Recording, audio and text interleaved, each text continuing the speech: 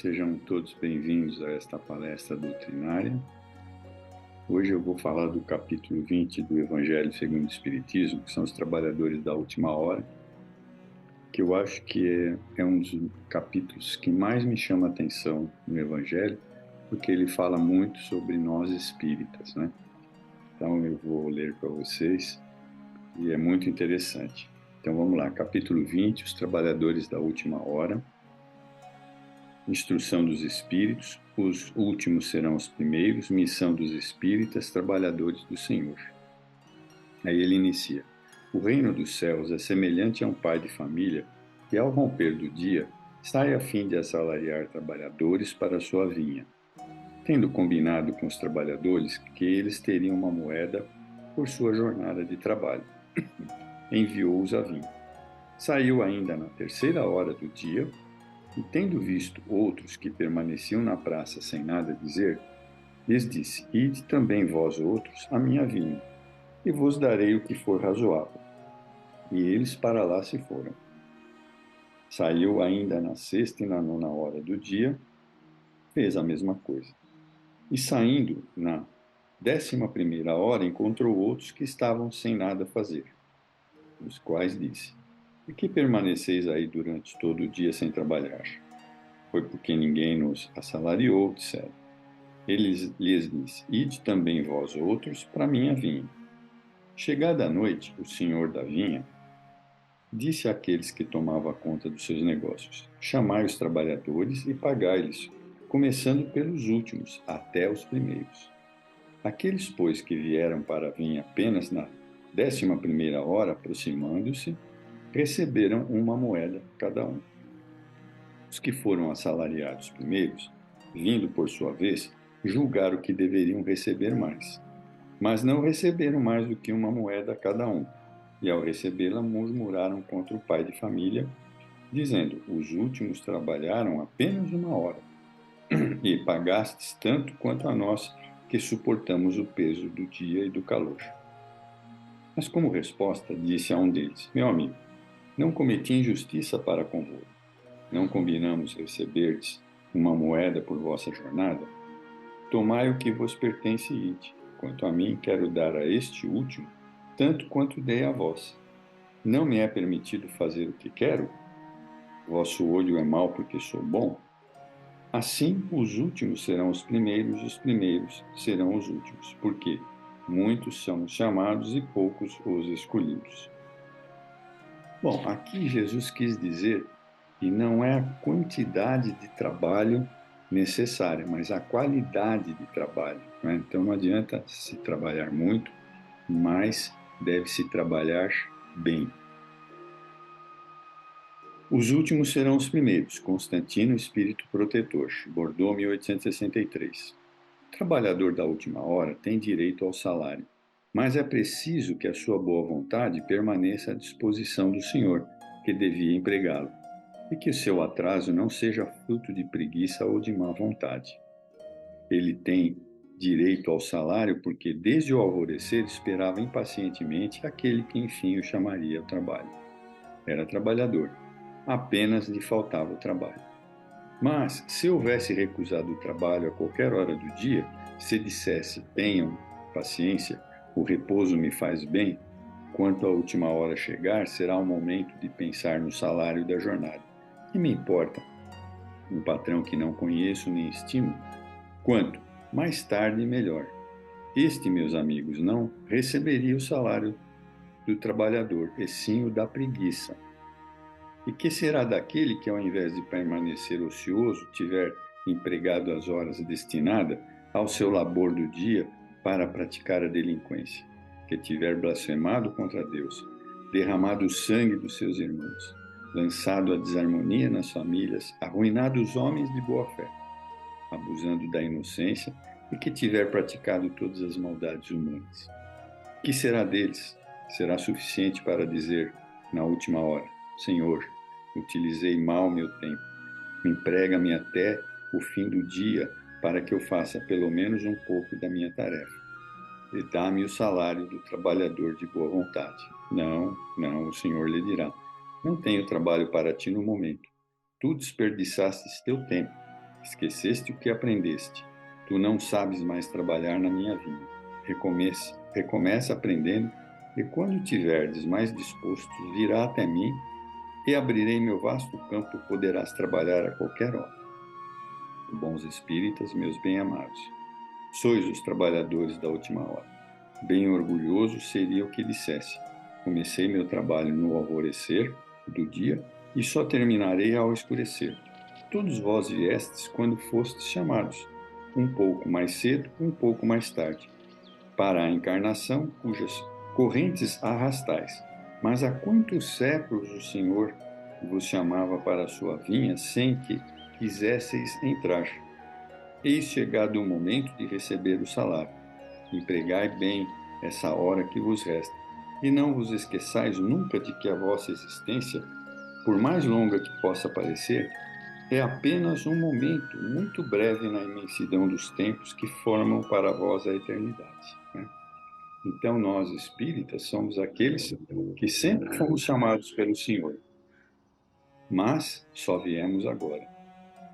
Mas não é tarde, então devemos aproveitar muito bem esses momentos que Jesus nos chamou. Jesus empregava a simplicidade dos símbolos. Na sua vigorosa linguagem, os trabalhadores chegados à primeira hora são os profetas, Moisés e todos os iniciadores que marcaram as etapas do progresso, continuadas no decorrer dos séculos pelos apóstolos, pelos mártires, pelos pais da igreja, pelos sábios, pelos filósofos e, por fim, pelos espíritas, estes que vieram por último. Foram anunciados e profetizados desde a vinda do Messias e receberão a mesma recompensa. Que digo eu? Receberão uma recompensa ainda maior. Sendo os últimos a chegar, os espíritas aproveitam do trabalho intelectual dos seus antecessores, pois o homem deve herdar do homem, porque os seus trabalhos e os seus resultados são coletivos. Deus abençoa a solidariedade. Muitos daquela época revivem hoje ou reviverão amanhã para completar a obra que começaram outrora.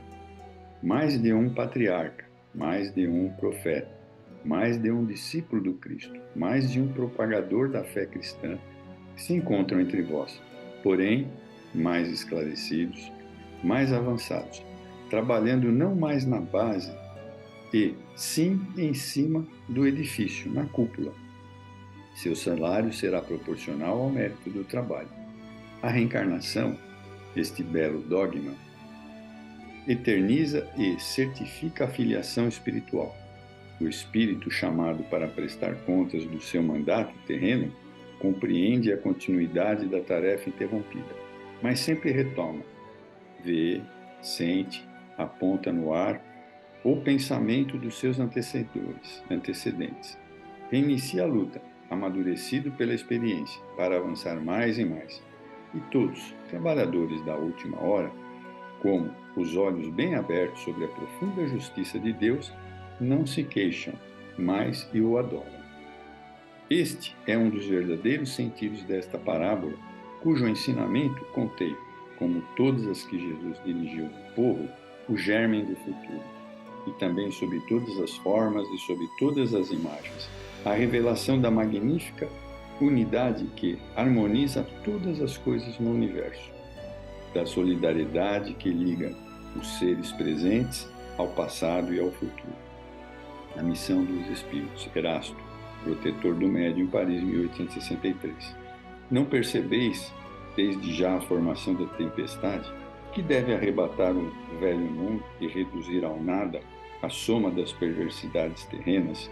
Louvai ao Senhor, vós que colocastes vossa fé na sua soberana justiça, e que novos apóstolos da crença revelada pelas proféticas vozes superiores, e de pregar e ensinar o novo dogma da reencarnação e da elevação dos espíritos, à medida que cumpram bem ou mal as suas missões e tenham suportado as suas provas terrenas. Nada de temor, as línguas de fogo estão sob as vossas cabeças. Verdadeiros adeptos do Espiritismo, vós sois os eleitos de Deus. Ide pregai a palavra divina. É chegada a hora em que deveis sacrificar em favor da sua divulgação hábitos, trabalhos, ocupações fúteis. Ide e pregai, os espíritos elevados estão convosco. Certamente falareis com pessoas que não quererão ouvir a palavra de Deus, pois ela recomenda a renúncia constante. Pregareis o desinteresse aos avarentos, a abstinência aos devassos, a mansidão aos tiranos domésticos e aos opressores. Palavras perdidas? Talvez. Mas o que importa? É preciso regar com o vosso suor o terreno que deveis semear, pois ele apenas frutificará e produzirá sob os constantes esforços da enxada e dos arados evangélicos. Ide e pregai. Sim, todos vós, homens de boa fé, que sabeis da vossa pequenez, observando os mundos espaciais no infinito, parti em cruzada contra a injustiça e a maldade. Ide e aniquilai esse culto ao bezerro de ouro que se expande dia após dia. Ide, Deus vos conduz, homens simples e ignorantes. As vossas línguas se soltarão e falareis como nenhum orador fala. Ide e pregai. As populações atentas recolherão com alegria vossas palavras de consolação, fraternidade, esperança e paz. Que importam as ciladas que armarem no vosso caminho? Apenas os lobos caem nas armadilhas de lobos, pois o pastor saberá defender suas ovelhas das fogueiras do sacrifício. Ide, homens confiantes perante Deus, mais felizes do que São Tomé, que acreditais sem precisar ver e aceitai os fatos da mediunidade até mesmo quando nunca conseguistes obtê-los por vós mesmos. Ide, o Espírito de Deus vos guia. Marchai, pois, adiante, legião majestosa pela vossa fé. Os grandes batalhões dos incrédulos se desmancharão perante vós quando as névoas da manhã e os primeiros raios de sol matinal aparecerem. A fé é a virtude que transporta montanhas, disse Jesus. Porém, mais pesadas do que a maioria das montanhas são as jazidas da impureza e de todos os vícios que dela derivam no coração humano. Parti com coragem para remover essas montanhas de maldade, das quais as gerações futuras ouvirão referências apenas como lenda, tal como vós conheceis muito vagamente os tempos que antecederam às civilizações pagãs. Sim, as revoluções morais e filosóficas surgirão em todos os pontos da Terra. Aproxima-se a hora em que a luz divina brilhará sobre os dois mundos. E depois, levando a palavra divina aos grandes, que a desprezam, os sábios que exigirão provas, aos simples e pequeninos que a aceitarão. Porque, principalmente entre os mártires do trabalho, desta provação terrena encontrareis entusiasmos e fé. Eles a receberão alegremente, agradecendo, louvando a Deus, a consolação divina que lhes oferecerdes, e, baixando a fronte, renderão graças pelas aflições que a terra lhes reservou. Arme-se de decisão e coragem, a vossa legião, mãos a obras. O arado está pronto e a terra preparada. Carai! Ide agradecei a vossa tarefa que Deus confiou. Mas cuidado, entre os chamados para o Espiritismo, muitos se desviaram do caminho. Alerta, pois, no vosso caminho buscai a verdade. Pergunteis, se entre os chamados para o Espiritismo, muitos se desviaram, como reconhecer os que acham no bom caminho? Responderemos, depois de reconhecê-los pelo ensino e pela prática dos princípios verdadeiros e da caridade, pela consolação que distribuem aos aflitos, pelo amor que dedicarem ao próximo, pela sua renúncia, pela dedicação ao próximo. Podeis reconhecê-los finalmente pela vitória dos seus princípios divinos, porque Deus quer que a sua lei triunfe. Os que seguem são os escolhidos que vencerão. Os que, porém, falseiam o espírito dessa lei para satisfazer sua vaidade, serão eles os destruídos, né? Então, vejam só que tudo se encaixa naquilo que nós estamos recebendo hoje da transição planetária. Os trabalhadores do Senhor. O Espírito de Verdade, Paris, 1862. É chegado o tempo em que se cumprirão as coisas anunciadas para a transformação da humanidade. E felizes serão aqueles que tiverem trabalhado no campo do Senhor, generosamente e sem outro interesse que não a caridade. Suas jornadas de trabalho serão recompensadas 100 vezes mais do que esperavam. Felizes serão os que houverem dito aos seus irmãos: trabalhamos juntos e unamos nossos esforços a fim de que o Senhor encontre a obra terminada quando chegar. E o Senhor lhes dirá: vinde a mim, vós que sois bons servidores, que calastes vossos melindres e discórdias, para não deixar a obra prejudicada. Né? Então, uma das missões dos espíritas é auxiliar os espíritos na evangelização do nosso planeta. Mas, infelizmente, daqueles que, por suas divergências vaidosas, houverem retardado a hora da colheita, pois a tempestade virá e serão levados no turbilhão e clamarão: graça, Senhor, graça, Senhor. Ele lhes dirá: por que pedis graças, vós que não tivestes piedade de vossos irmãos, que recusastes estender a mão ao fraco e o esmagastes, ao invés de socorrê-lo? Por que pedis graças, vós que procurastes na terra, vossa recompensa nos gozos e na satisfação do vosso orgulho, ou seja, na maldade, no egoísmo, no orgulho, né? E na materialidade? Já recebeste a vossa recompensa de acordo com a vossa vontade. Nada mais deveis receber e pedir. As recompensas celestes são para aqueles que não tenham recebido as recompensas na terra. Deus faz nesse momento a enumeração de seus servidores fiéis e marcou dedo a dedo aqueles que do devotamento só têm aparência, a fim de que não se apoderem do salário dos servidores corajosos. A estes que não recuarem perante a tarefa, é que ele vai confiar os postos mais difíceis na grande obra da regeneração pelo Espiritismo. E estas palavras se cumprirão. Os primeiros serão os últimos e os últimos serão os primeiros no reino dos céus. Né? Então vejam que esse texto desse capítulo 20 do Evangelho segundo o Espiritismo é muito interessante para nós espíritas. Né?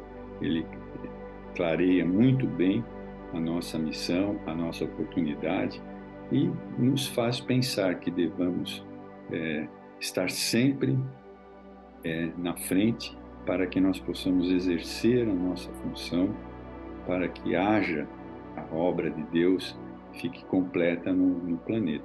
Né? E por isso que Jesus nos diz que os últimos serão os primeiros a entrar no reino dos céus. E seremos nós, espíritas, se exercermos bem as nossas oportunidades. Né? Então, devemos ver a nossa reencarnação com essa oportunidade que Deus está nos oferecendo. Bem, eu espero que vocês tenham gostado muito desse texto. Recomendo lê-lo novamente. Cada vez que vocês tiverem dúvidas sobre a nossa tarefa, releiam esse capítulo 20. Muito obrigado a todos.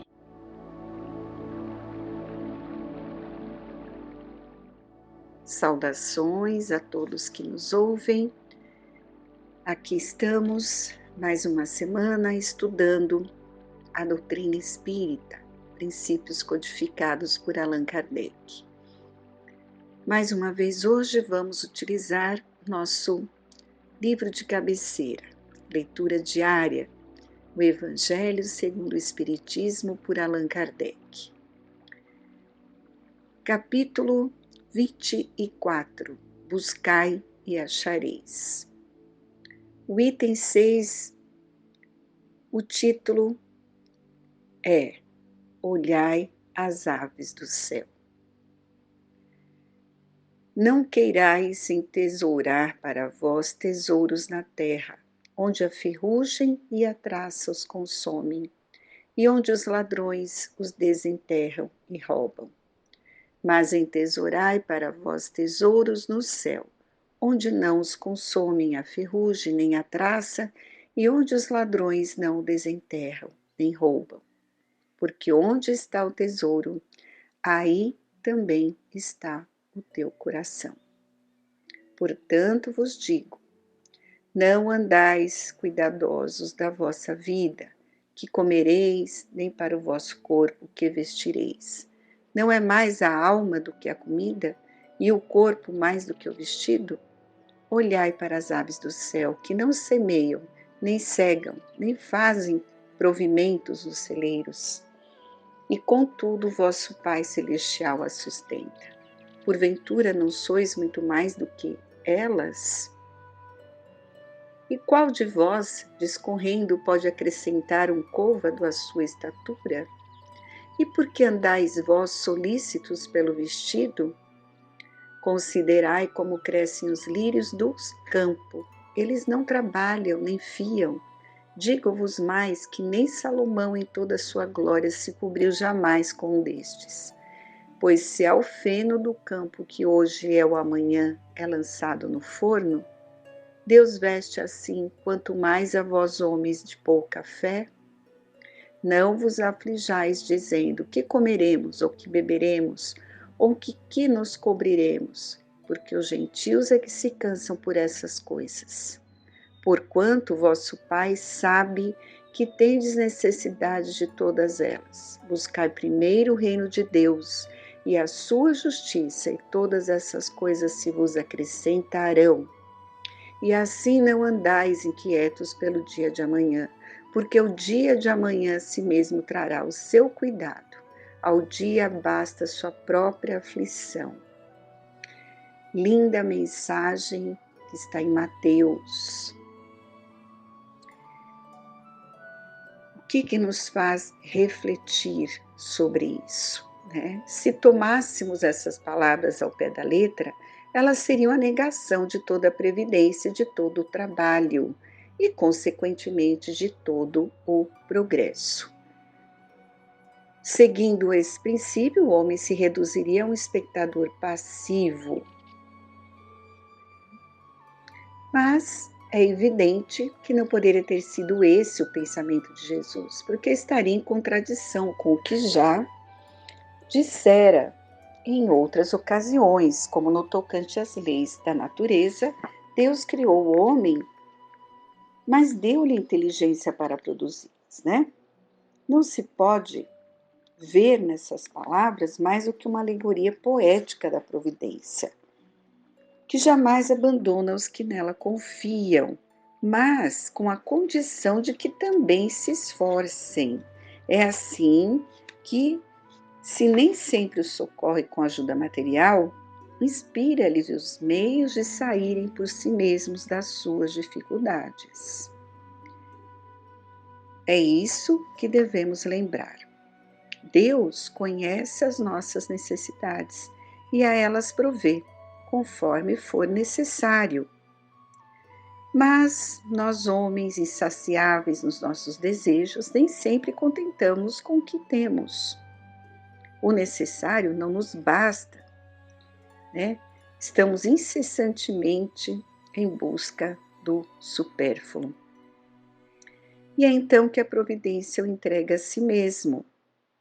Muitas vezes nos tornamos infelizes por nossa própria culpa e por não haver atendido às advertências da nossa voz, né, da voz da consciência, e Deus o deixa sofrer as consequências para que isso lhe sirva de lição no futuro. Então, em outras palavras, o que Jesus nos deixou nessa passagem, nesse ensinamento: não deis mais importância aos bens materiais do que aos espirituais, e aprendei a sacrificar os primeiros em favor dos segundos. Vamos refletir sobre isso, principalmente no momento em que vivemos, né? As pessoas estão desenvolvendo uma ansiedade fora do controle e que vem uma reflexão importante nessa colocação. Não andeis, pois, ansiosos pelo dia de amanhã, pois o dia de amanhã a si mesmo trará seu cuidado. A cada dia basta o seu mal. A gente precisa lembrar desse ensinamento o tempo todo, né? Porque a ansiedade, ela tem como principal sintoma a expectativa apreensiva ou preocupação exagerada. Ela traz inquietude, ela traz cansaço, ela traz dificuldade de concentração, irritabilidade e sintomas físicos também, né? Que é uma tensão muscular, uma insônia, má digestão. Então, vejam, é uma alteração imensa que ocorre tanto no físico quanto no emocional. E por quê? Porque nós ficamos sofrendo com situações, né, preocupações exageradas, sem necessidade, problemas que nem vão acontecer e nós já ficamos pensando antes. E o que nos faz ter essas perturbações, né? O que nos faz sentir essa ansiedade? Várias situações que a vida nos apresenta. Competição pela sobrevivência. Sempre o importante é ter e não propriamente ser. Um bombardeio de informações negativas que a gente recebe o tempo todo, né, pelos meios de comunicação. As guerras, as tragédias, anúncios de doenças, fome, miséria, tudo isso interfere no nosso emocional. E a gente vai dando guarida e desanimando e também desenvolvendo essa ansiedade na preocupação de não passar por determinadas situações. Algumas questões precisam ter respostas objetivas, né, para nos transmitir tranquilidade. Então, nós temos que buscar a Deus. Lembrar que nós temos um Pai amoroso que nos criou, nos ama e está a zelar por todos nós. Questões como: de onde viemos? Para onde vamos? Por que estamos aqui? A gente precisa fazer essas perguntas e buscar as respostas. Viemos do mundo espiritual e para ele regressaremos. Portanto, a vida na Terra é meio e não fim em si mesmo. Aqui estamos encarnados para a aquisição de recursos eternos. Estamos em evolução, em aprendizado, e o objetivo maior qual que é? Adquirir virtudes e desenvolver a inteligência. Todos os bens materiais são empréstimos divinos. Nada nos pertence, somos usufrutuários. Está bem claro no Evangelho. Só possuímos o que podemos levar conosco após a morte física, ou seja, podemos levar nossas virtudes e conhecimentos adquiridos. É só isso que vamos levar. Esses são os tesouros imperecíveis, eternos. Somos espíritos eternos, né? A morte não existe. A vida continua. Nossa verdadeira morada é no plano espiritual. O corpo físico cessa a vida. E com ele ficam todas as questões materiais. O próprio corpo nosso é um empréstimo. Quando chega a hora do nosso retorno, cessa a vida nesse corpo, ele vira, né, material orgânico, ele se decompõe, nossa alma se liberta e retorna para a erraticidade, onde ficará aguardando uma nova encarnação. Então são informações valiosas que a doutrina espírita, quando nos fala da reencarnação, das vidas sucessivas, da lei de causa e efeito, nos acalma o coração. Para que tanta ansiedade? Para que preocupações desnecessárias? Basta o dia de hoje. Vamos viver o só por hoje, um dia de cada vez, fazendo o melhor, aproveitando cada minuto que a vida nos oferece. É esse o pensamento que a gente tem que ter diariamente. Quem quer viver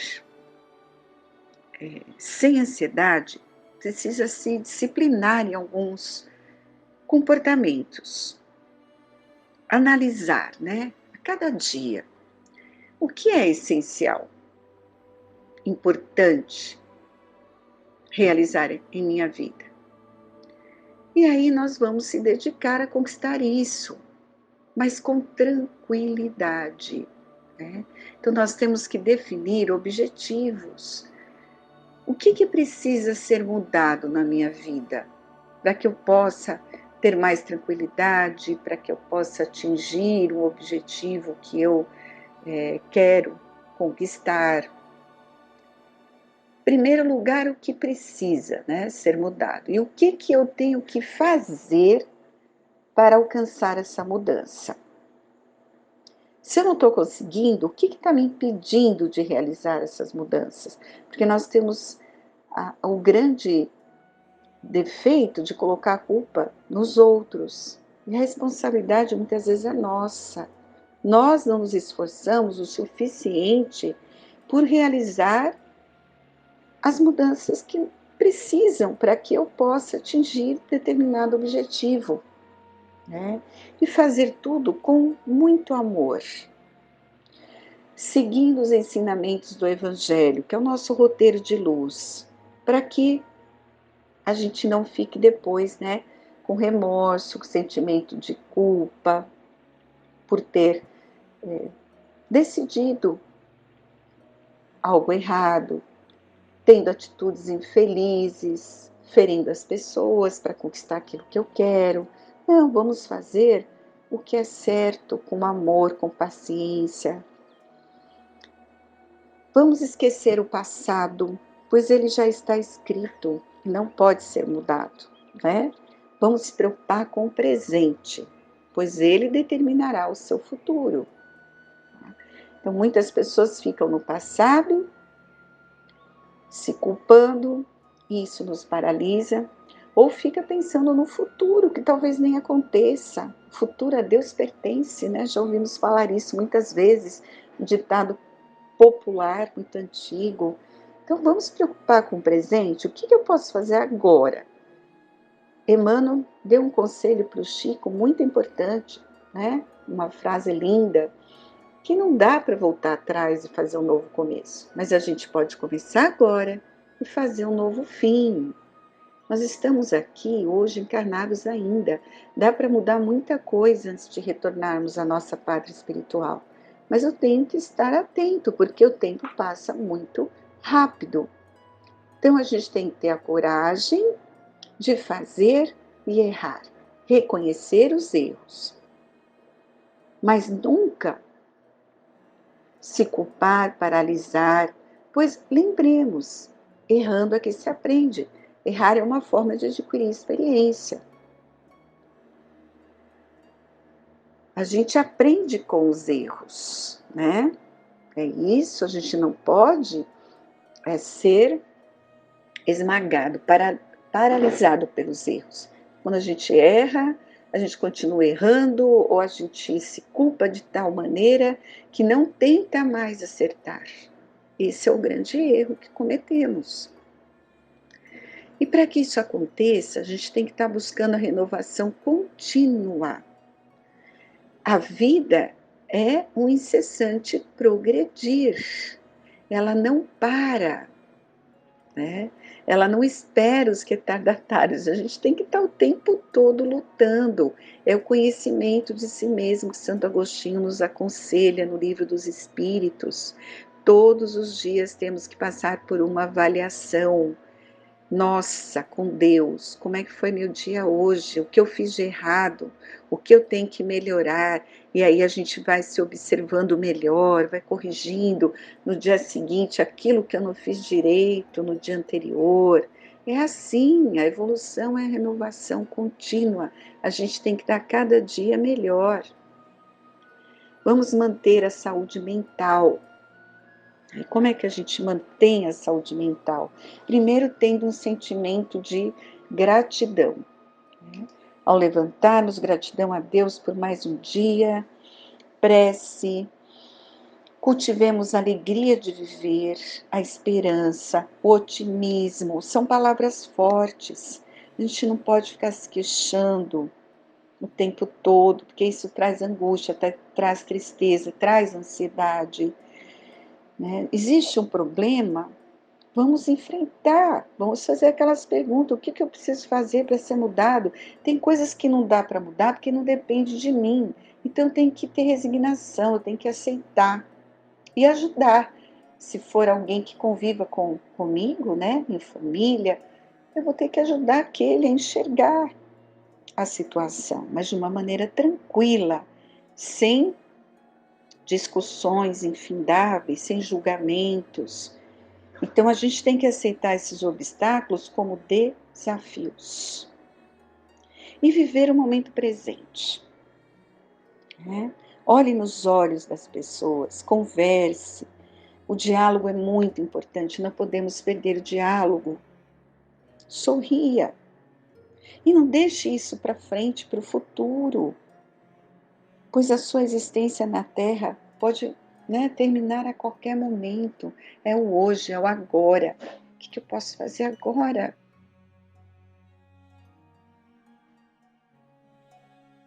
Faça mais do que os outros esperam de você.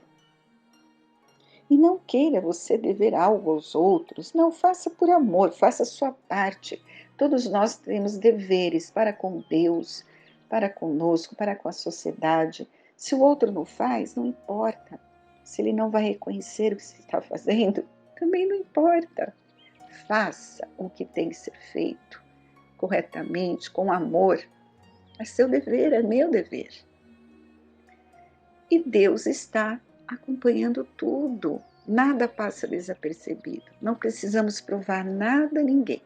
É a nossa consciência tranquila, prestando contas ao nosso Pai maior, que é Deus, nosso Mestre, que é o Senhor Jesus, né? As relações sociais são de troca. Então a gente tem que sempre fazer o nosso melhor. E acredite em si mesma, acredite na sua capacidade de dar certo, de realizar e vencer tudo. E lembrando que Deus não erra, que não existe nada na vida que não tenha uma razão de ser. E lembrando, né, ensinamento também do nosso Mestre Jesus, não cai uma só folha sem que haja nisso a vontade do Pai. E é o que nós já comentamos, né? Se existe um problema que não tem solução, que não tem como eu resolver, dê um tempo, né? É porque talvez você precise aprender a resignar-se. O que depende de mim, eu vou à luta. Vou fazer o esforço total e vou conseguir a mudança. Mas tem coisas que não vão mudar, não depende de mim. A vida me apresenta e eu tenho que ter resignação, aceitação, né? Então, lembrar que quando a gente fica ansioso, depressivo, nós nos fixamos em aspectos negativos, né? E só observamos o que é de ruim, esquecemos de observar as coisas boas. Então, o maior desafio para todos nós em cada encarnação é o conhecimento de nós mesmos, o autodescobrimento. Então, vamos aproveitar todos esses ensinamentos que a doutrina espírita nos apresenta e vamos aproveitar cada situação, cada convivência, Vamos aprender com os acertos, mas também com os erros, né? Os obstáculos, a dor, são alavancas que nos impulsionam. Então, vamos viver. Viver com harmonia, com Deus no coração. Uma boa semana para todos e que sigamos confiantes de que o auxílio não nos falta em nenhum momento. Fiquem todos com Deus.